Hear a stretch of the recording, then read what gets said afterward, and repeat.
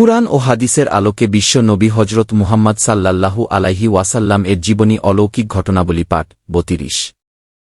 পৃথিবীর বহু আকাঙ্ক্ষিত ও দিশেহারা মানুষের একান্ত প্রতীক্ষিত হজরত মুহাম্মদ সাল্লাল্লাহু আলাইহি ওয়াসাল্লাম সশরীরে আত্মপ্রকাশ করলেন পৃথিবীর বুকে।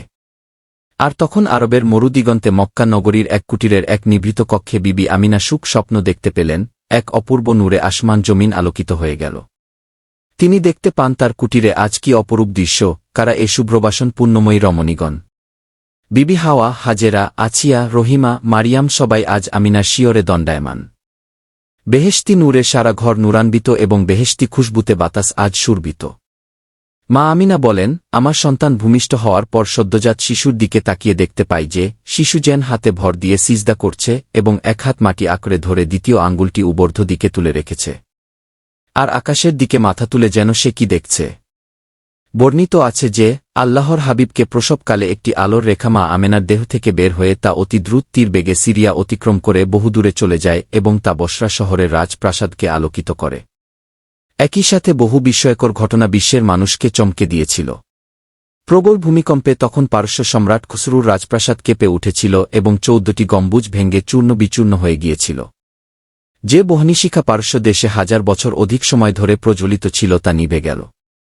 কাবাঘরে স্থাপিত ৩৬০টি মূর্তি উপরে পড়ে গেল এবং বিশ্বের সকল মূর্তিপূজকদের দারুণ লজ্জায় তাদের মাথা অবনত রাখতে দেখা গেল।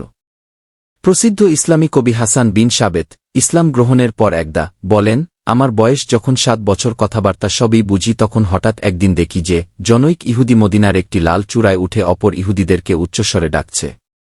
সকলে একত্রিত হলে সে বলল, আজ রাত আকাশের গায়ে নজমে আহমদের তারকা উদিত হয়েছে। কাজেই প্রতিশ্রুত নবী আহমদ জন্মগ্রহণ করেছেন। দাদা আব্দুল মুত্তালিব তখন কাবা ঘরে তার বন্ধুদের সাথে নানা আলাপ করছিলেন। আমিনা তাকেই সর্বপ্রথম সংবাদ পাঠালেন, আপনার নাতি দেখে যান। আব্দুল মুত্তালিব এ সংবাদ শুনেই বাড়ি এলেন। সদ্য ভূমিষ্ঠ নাতিকে তার কোলে দিয়ে আমিনা তার দৃশ্যত সমস্ত ঘটনা খুলে বললেন। আব্দুল মুত্তালিব আনন্দে আত্মহারা হয়ে দুহাত বাড়িয়ে নাতিকে কোলে তুলে চুমু দিতে দিতে কাবা ঘরে নিয়ে এলেন।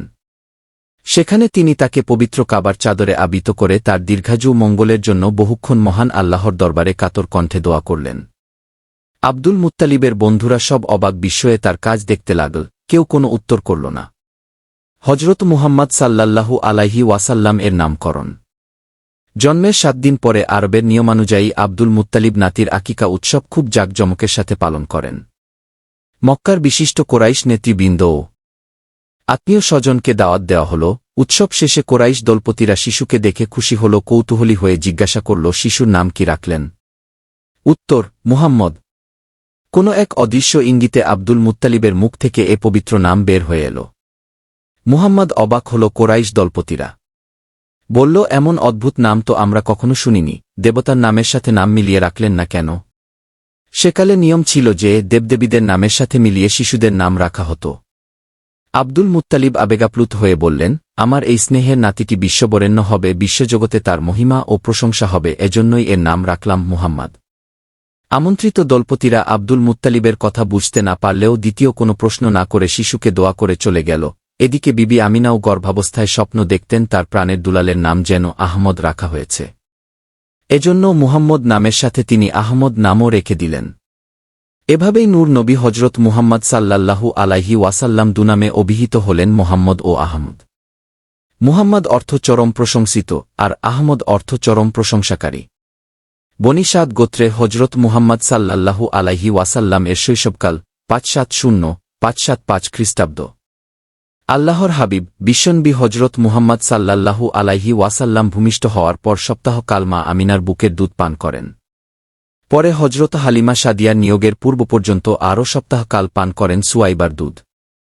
সুয়াইবা ছিল আবু লাহাবের কৃতদাসী। আবদুল্লাহর পুত্র সন্তান জন্ম লাভের পর এই আনন্দ সংবাদ আবু লাহাবের কাছে দাসী পৌঁছালে আবু লাহাব খুশিতে খবর পৌঁছানোর জন্য সাথে সাথে দাসী সুয়াইবাকে আজাদ করে দেয়। আবদুল্লাহ বিন আব্বাস বর্ণনা করেন, তিনি বলেন, আবু লাহাবকে তার মৃত্যুর পর স্বপ্নে দেখতে পেয়ে জিজ্ঞাসা করলাম, কি অবস্থা চাচা?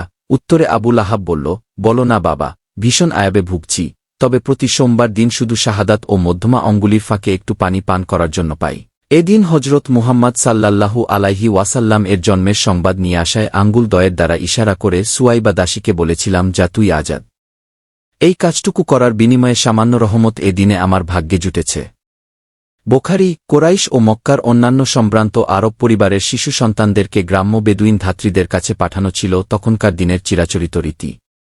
গ্রামের মুক্ত আলো বাতাসে শিশুরা সুস্থ ও সবল হয়ে গড়ে উঠবে, শুদ্ধ ভাষা শিখবে। কারণ শহরের নানা জাতির নানা সম্প্রদায়ের মানুষ থাকায় শুদ্ধ আরবি ভাষায় অনেক বিকৃতি দেখা দেয়। তাই গ্রাম্য পরিবেশে থাকলে অতিশৈশবে তারা খাঁটি ও